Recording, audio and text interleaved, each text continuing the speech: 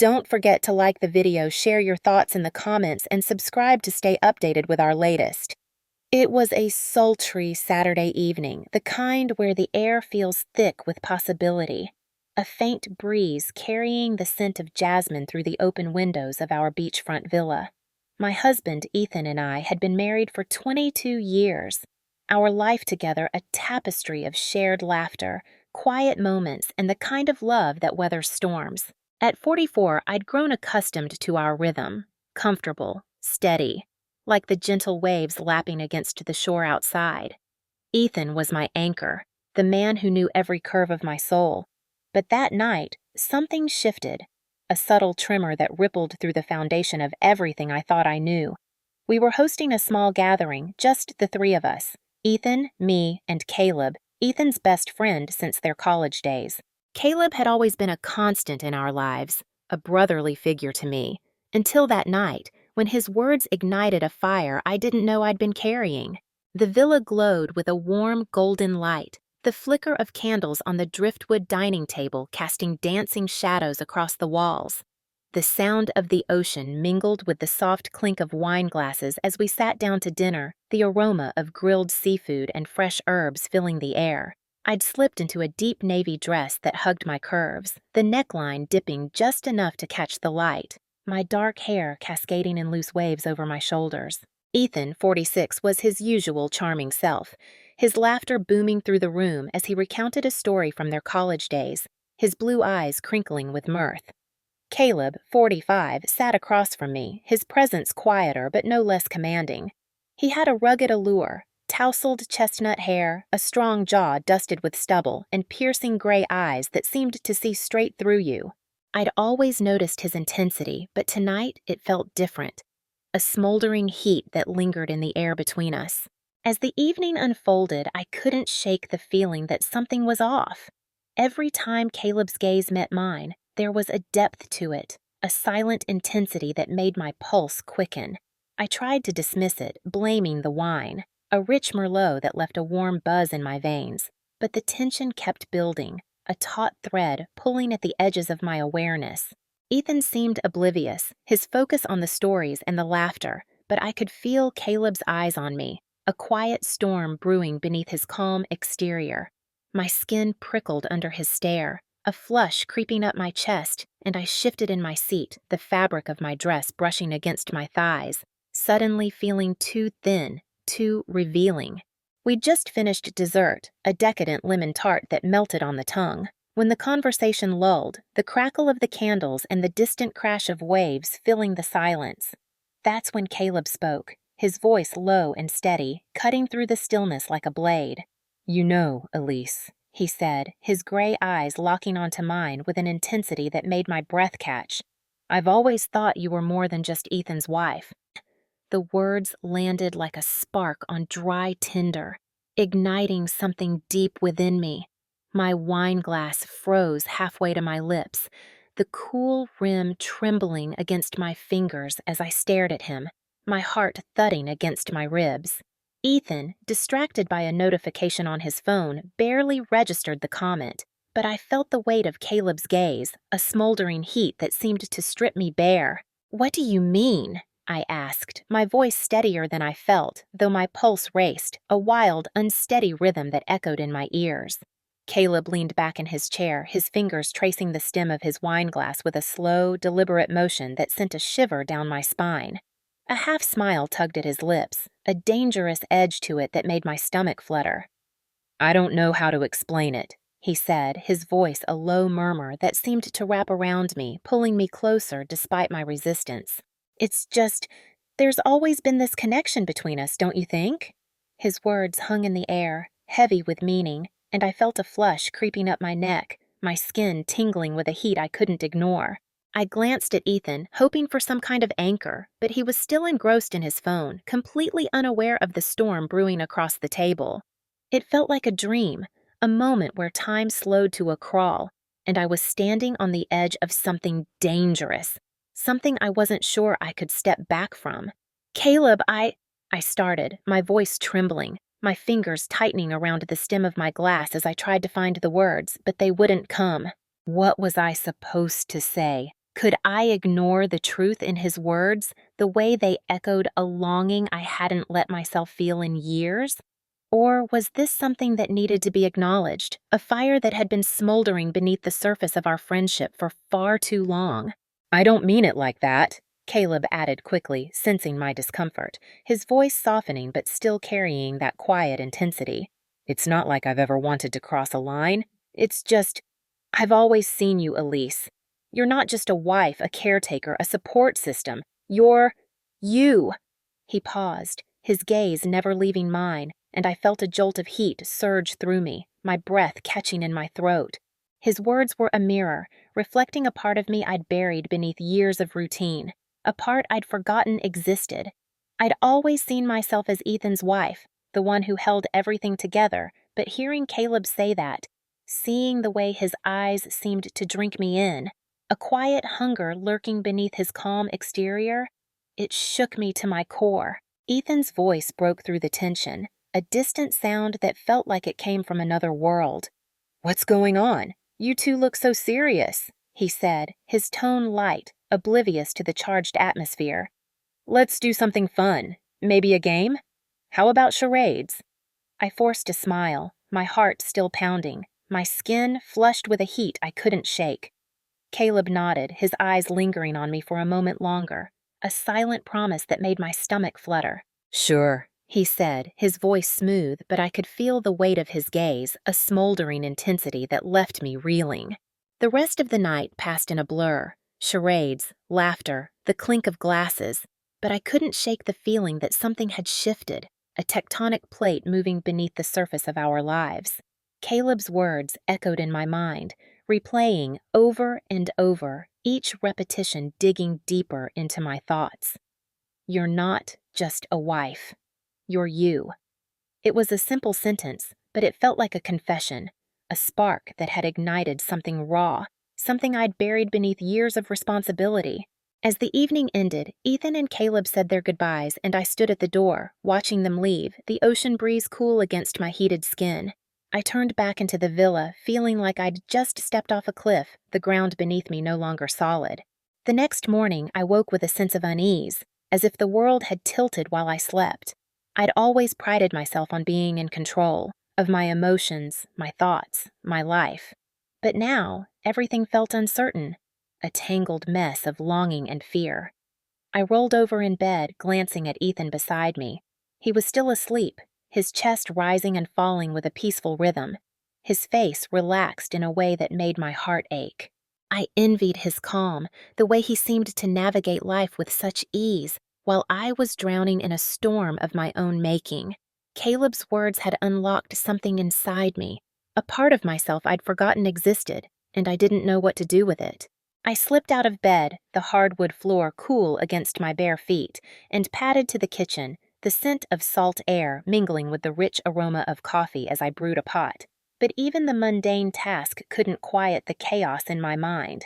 I kept replaying Caleb's words, the way his gaze had lingered on me, the way his voice had seemed to caress my name. "There's always been this connection between us, don't you think?" The memory sent a shiver down my spine, a flush creeping up my chest as I leaned against the counter, my fingers trembling around the mug. Was he just paying me a compliment, or was there more to it? And why did it feel so significant, so dangerous? By noon, I couldn't take it anymore.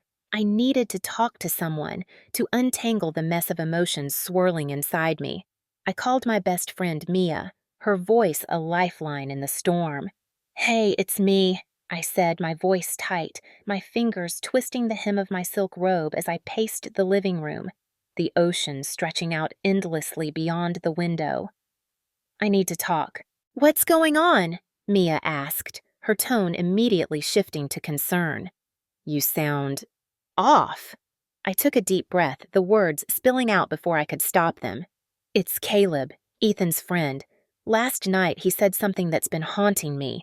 He said I wasn't just Ethan's wife, that he saw me for who I really am, not just a wife or a caretaker, but me."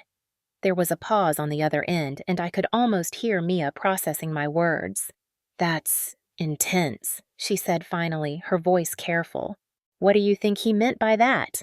"I don't know," I admitted, my voice trembling, my fingers brushing against my lips as I tried to steady my racing pulse. It didn't feel like a joke. It felt like he was seeing me in a way no one has in years, not even Ethan. And it hit me, Mia. I don't know what to do with that. Mia let out a soft sigh, her voice gentle but firm. Look, I don't know what's going on with Caleb, but I do know this. You're your own person, Elise. Sometimes, when you've been in a marriage as long as you have, it's easy to lose yourself in the roles you play, to forget the parts of you that existed before all of that. Maybe this is a wake-up call. I don't want to lose that, I whispered, the weight of her words sinking in, my chest tightening with a mix of fear and longing. But I didn't expect it to come from him. It feels like I'm suddenly seeing myself through someone else's eyes, and it's unsettling. Mia's voice softened, a quiet reassurance that steadied me. Maybe it's time to take a step back, not to make any decisions yet, but to give yourself some space to think. You don't have to figure it all out right now. Just let it breathe. I nodded, even though she couldn't see me, her advice a balm against the storm in my chest. I'll try, I said, my voice soft. Thanks, Mia. We said our goodbyes and I hung up, the weight of the conversation settling around me like a heavy fog. But I couldn't shake the sense that something was about to change, a shift I couldn't ignore. That afternoon, I decided I needed to confront Caleb. The thought made my stomach flutter, a mix of nerves and anticipation, but I couldn't let this go on any longer. If I was going to make sense of what had happened, I needed to face it head on. I dialed his number, my hands trembling as the phone rang, my heart pounding in my chest. Hello? Caleb's voice answered, a deep, familiar timbre that sent a shiver down my spine. Caleb, it's Elise, I said, my voice barely above a whisper, my fingers tightening around the phone as I stood on the balcony, the ocean stretching out before me, a restless mirror to my own turmoil. I need to talk to you about last night. There was a pause on the other end, a quiet intake of breath that made my pulse quicken. Elise, he said, his voice softer now, a warmth in his tone that made my skin tingle. I was wondering if you'd call. What's on your mind? I swallowed hard, my voice trembling as I spoke. I've been thinking about what you said, about me being more than just Ethan's wife. It's been haunting me, Caleb. I don't know what to do with that. There was another long silence, and I could hear his steady breathing, a quiet rhythm that grounded me even as my heart raced. I didn't mean to make things complicated, he said finally, his voice low, a quiet intensity that made my breath catch. But I meant what I said, Elise. You're more than that. You always have been. I've known you for so long, and I've always admired you, not just as Ethan's wife, but as you, the woman you are. Don't let anyone make you feel like you're defined by just one thing. You deserve more than that. I felt a lump form in my throat, a wave of emotion crashing over me, raw and exposed. His words were simple, but they carried a weight that shook me to my core. I've been so focused on everyone else, on being everything for everyone, that I forgot about myself, I whispered, more to myself than to him, my voice trembling with the truth of it. I don't know if I'm ready for this, Caleb. I don't know what to do. His voice softened, a quiet reassurance that wrapped around me like a warm embrace. You don't have to do anything right now, he said, his tone gentle but firm. Just don't ignore what you're feeling. Don't bury it. I nodded, even though he couldn't see me, a strange mix of relief and fear washing over me. Thank you, Caleb, I said, my voice soft, a quiet gratitude settling within me. I think I needed to hear that. We said our goodbyes, and I ended the call, staring out at the ocean, the waves crashing against the shore with a restless energy that mirrored my own. Caleb's words had unlocked something inside me, a part of myself I'd buried for far too long, and I knew I couldn't ignore it any longer. That evening, I decided to talk to Ethan. I'd avoided it for as long as I could, but the longer I held on to this secret, the harder it became to look him in the eyes. I needed to be honest, not just for the sake of our marriage, but for myself. We were sitting on the balcony, the stars glittering above us, the sound of the ocean a soothing backdrop to the tension in my chest. Ethan looked at me, his blue eyes soft but curious, sensing the shift in the air. Is everything okay? he asked, his voice gentle, a quiet concern that made my heart ache. I set my wine glass down, my hands trembling as I met his gaze, the cool night air brushing against my skin. "I need to talk to you about something," I said, my voice steady despite the flutter in my chest. "It's about Caleb. He said something to me the other night, something that's been bothering me ever since." Ethan's face tightened, a flicker of concern in his eyes as he leaned forward, his full attention on me. "What did he say?" he asked, his voice low, a quiet edge to it that made my pulse quicken. "He said I'm not just your wife, that I'm more than that," I said, my voice trembling with the weight of the truth. "And it made me realize something, Ethan.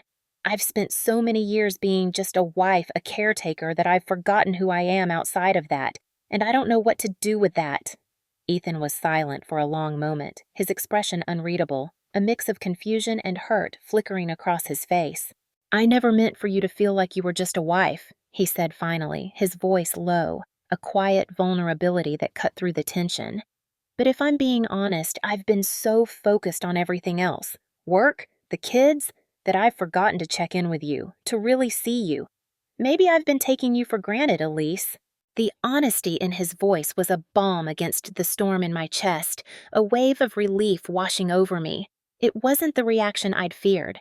It was a moment of vulnerability, a rare glimpse into the man I'd shared my life with for 22 years.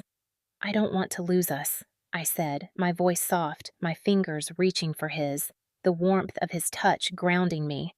"But I need to find myself again, Ethan. I need to be more than just your wife."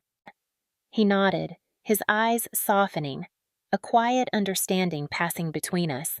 "I don't want to lose you either," he said, his voice steady, a quiet promise that made my heart ache.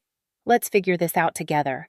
The days that followed were a blur of small but significant changes. Ethan and I talked more, really talked about things we'd once avoided, our fears, our dreams, our hopes for the future. We laughed, we cried, and we faced the uncomfortable truths we'd both been hiding from. There were moments of tension, yes, but there were also moments of deep connection that made it all worthwhile.